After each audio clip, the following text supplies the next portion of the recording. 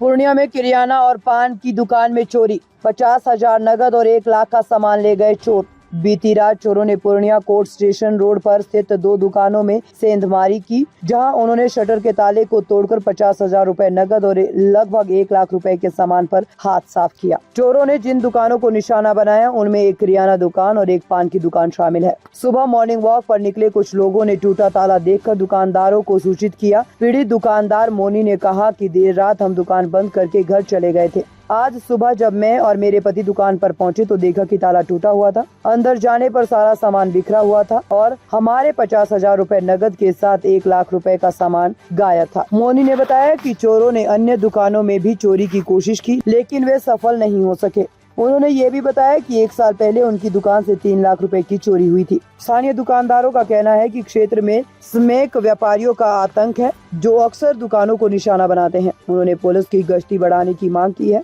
क्योंकि हाल के दिनों में चोरी की घटनाएं लगातार बढ़ रही है। घटना की सूचना मिलते ही डायल 112 की पुलिस मौके पर पहुंच गई और मामले की छानबीन शुरू कर दी है।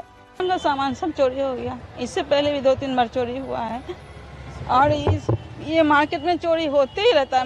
मेरे लिए हमको दुख नहीं होता, हमको सबके लिए दुख होता है और हम प्रशासन से ये मांग करना चाहते हैं कि यहाँ पर कड़ा मतलब पहरा हो। पूरी वीडियो देखने के लिए आपका धन्यवाद। अगर आप इस वीडियो को फेसबुक पर देख रहे हैं तो कृपया हमारे पेज को फॉलो करें और यदि आप यूट्यूब पर देख रहे हैं तो कृपया हमारे चैनल को सब्सक्राइब करें।